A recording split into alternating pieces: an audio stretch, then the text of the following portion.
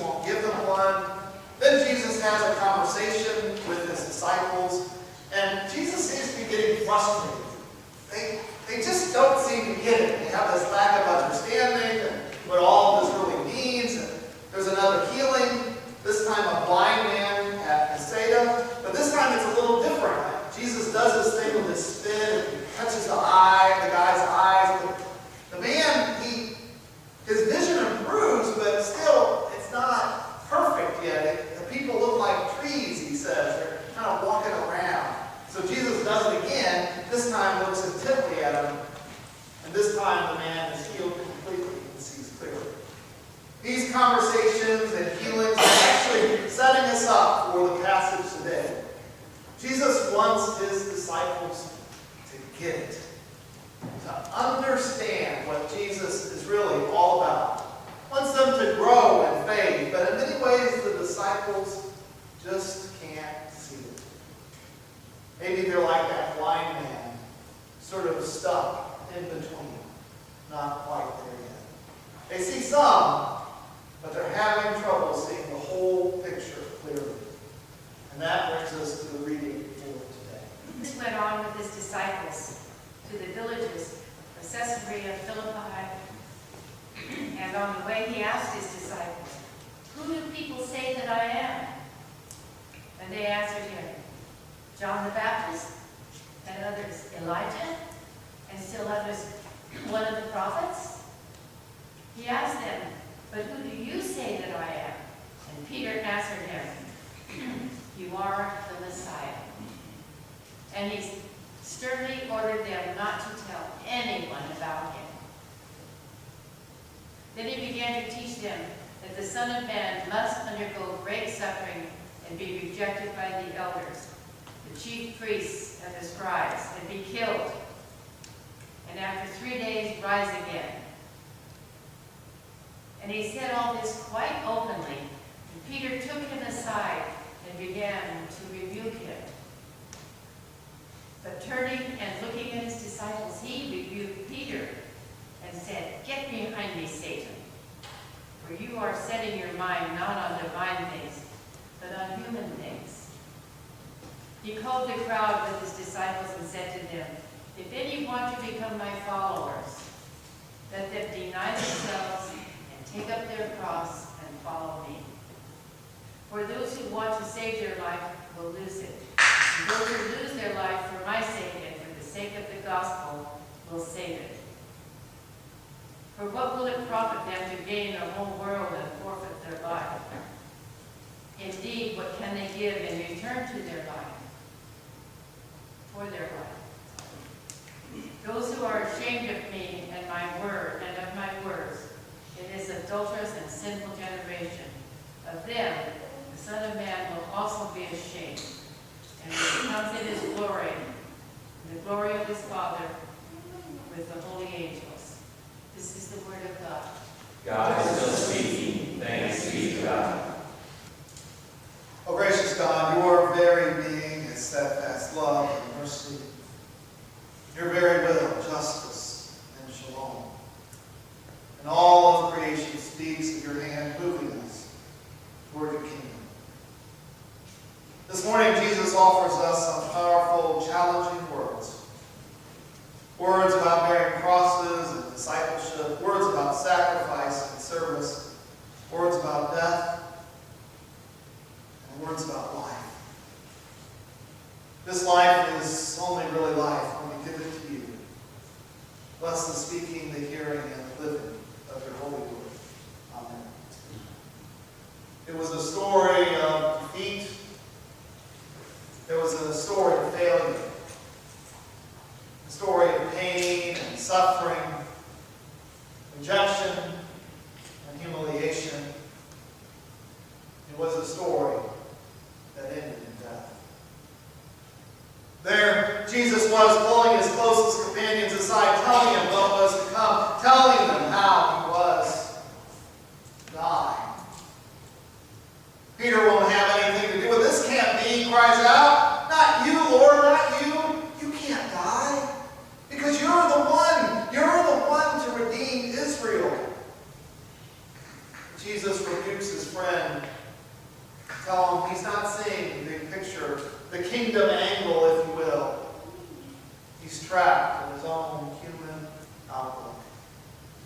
any want to become my followers, let them deny themselves and take up their cross and follow me.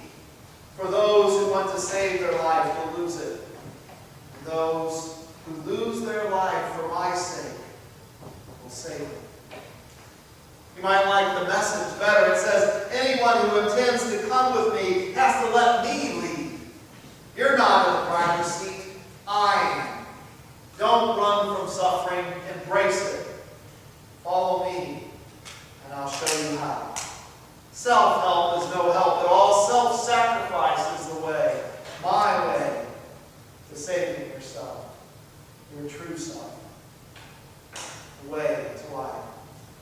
If we truly want to follow Jesus, we have to listen to him, to what he is telling us, to try to understand these challenging words. More than that, we must do our best to try to live it.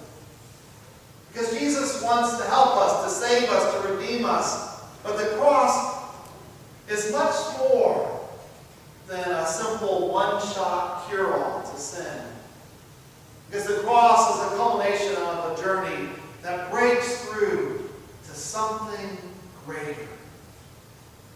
Because following Jesus is a way of life. It is the way to life. But how can we do that? The first thing to realize is that we're supposed to follow. We're not supposed to lead. We're not in the driver's seat, as the message says. God is the one that's in the driver's seat, and we have got to do our best to acknowledge that fact and to live it. Jesus tells us to deny ourselves. He's talking about total selflessness. I mean, that is so hard to do in today's me-first culture. Humility. Things like penitence, surrender, to yield to God, to give it all up to the Lord. Jesus said it so poetically in the Garden of Gethsemane, not my will, Lord, but your will be done. Denying ourselves means being that open vessel, a clay jar that God can be used by God, molded and shaped for God's purpose. How many of us often put limitations or conditions on what we'll do or not do for Jesus? Oh, we say yes to God, but only on my terms, Lord. I'll do such and such for God. I'll do such and such for my church or my community, my family, my neighbor. Let's not get carried away. To deny yourself is to give God an open sheet. An open contract, if you will, blank, to be filled out by God, but signed on the bottom, nevertheless. And you don't have a say about what goes on that sheet. That's up to the Lord, but trust me, my friends, God will fill that sheet. To deny yourself means God has to become before everything, before your career, before your family, your parents, your spouse, your children, before friendships, before money, before security, even before yourself. The way of life. But denying ourselves is only the first step. We also have to take up our own cross. Now, people aren't executed on crosses anymore, thank God. It's hard for us to put up in perspective. I mean, we don't live under a totalitarian regime. We really don't have any idea what that would be like, quite honestly. We could say a cross is like an electric chair or a gas chamber, but that metaphor only works so far. Probably a cross today would be more like running off to Syria or some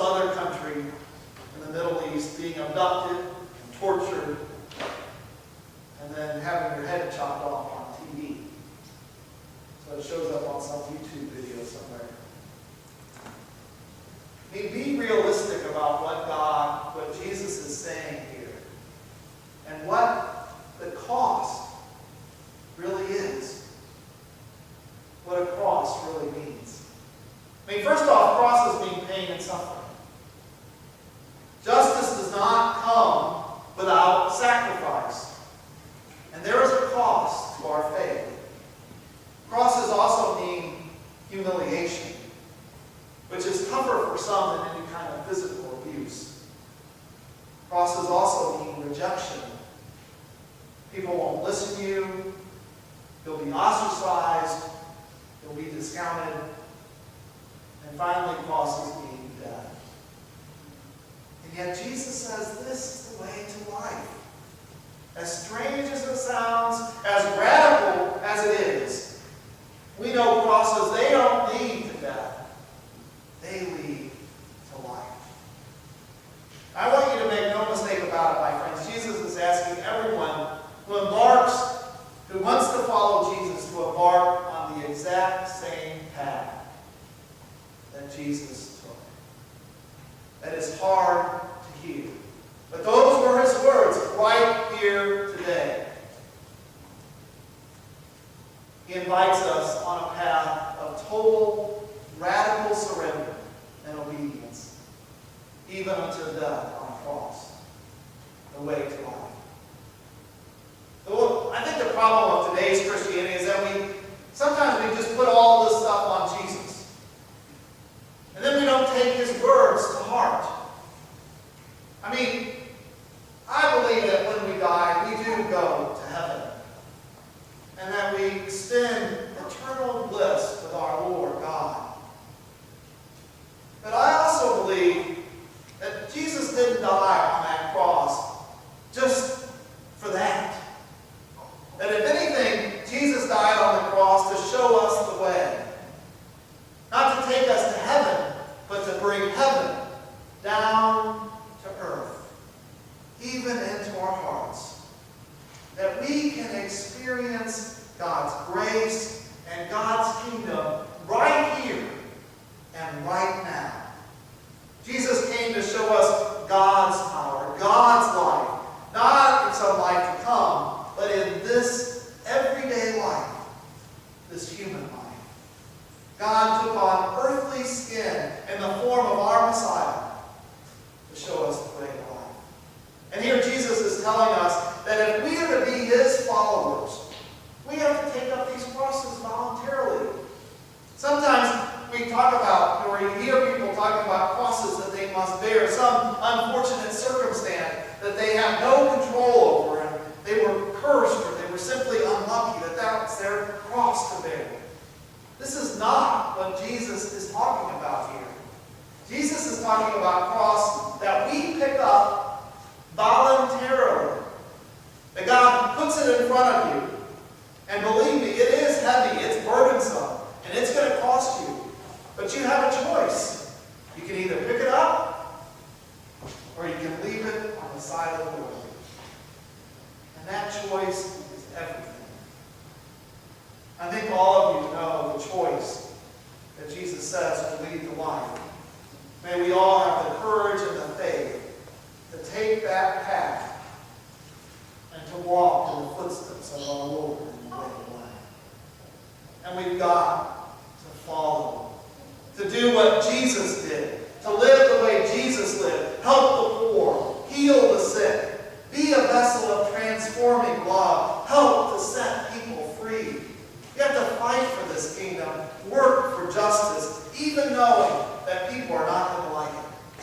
Hear the words of an early Christian writing to his friend Donatus. This is a cheerful world as I see it from my garden, under the shadows of my vines. But if I were to ascend some high mountain and look over the wide lands, you know very well what I would see. Brigands on the highways, pirates on the sea, armies fighting, cities burning, and the amphitheaters, men murdered to please the applauding crowds, selfishness and cruelty and misery and despair under all roofs. It is a bad world, Donatus, an incredibly bad world. And I have discovered in the midst of it a quiet and holy people who have learned a great secret. They are despised and persecuted, but they care not. They are masters of their souls. They have overcome the world. These people, Donatus, are the Christians, and I am one of them. That was written by Cyprian, a man who eventually died for his faith in Jesus Christ in the 3rd century.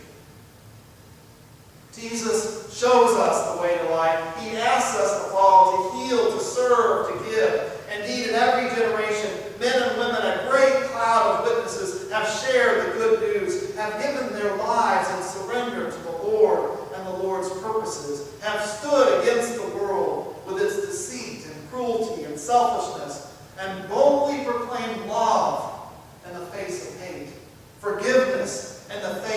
sin and life in the face of death. So you must begin to wonder and ask yourself what your answer will be.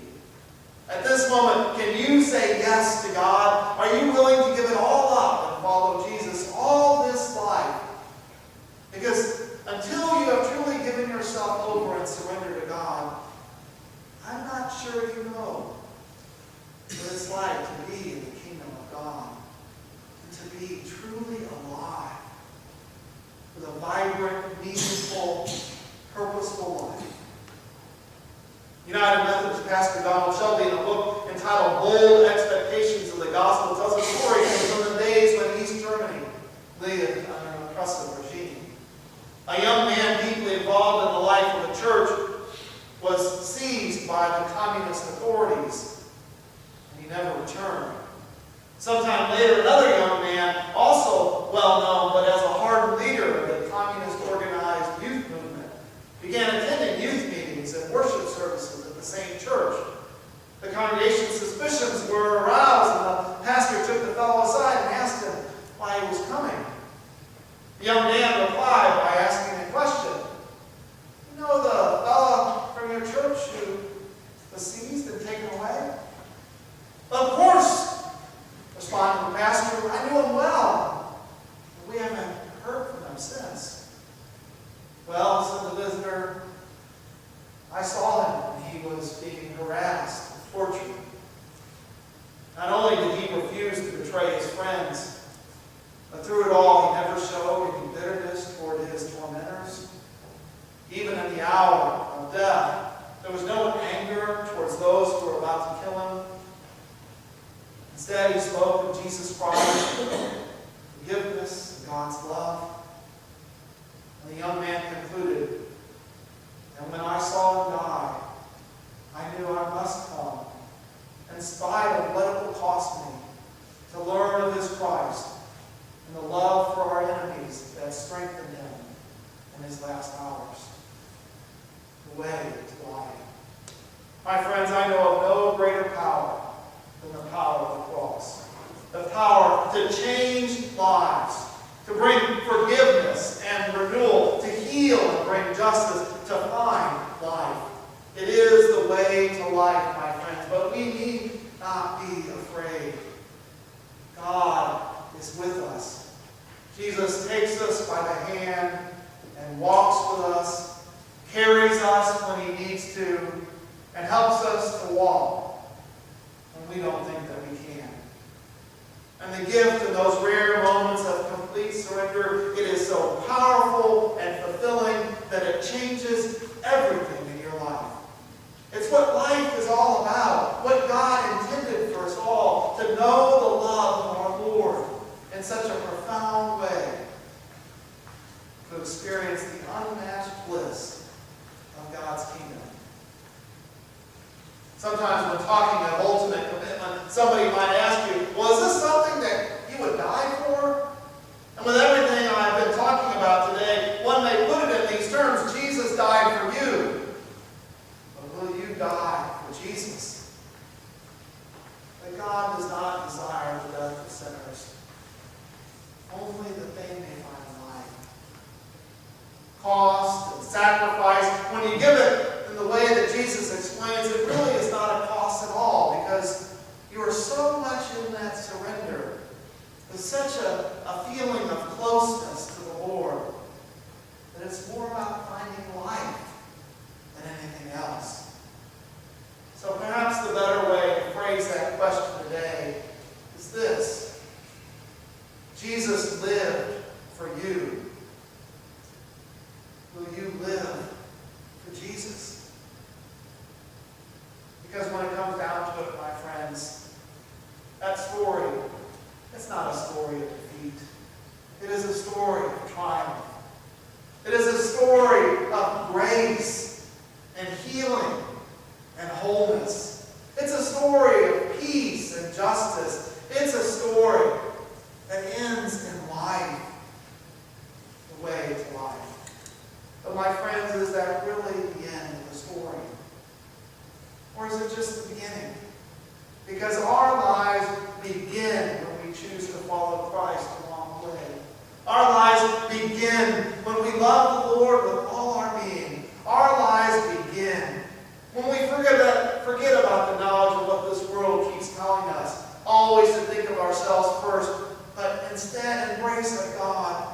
loves all of us.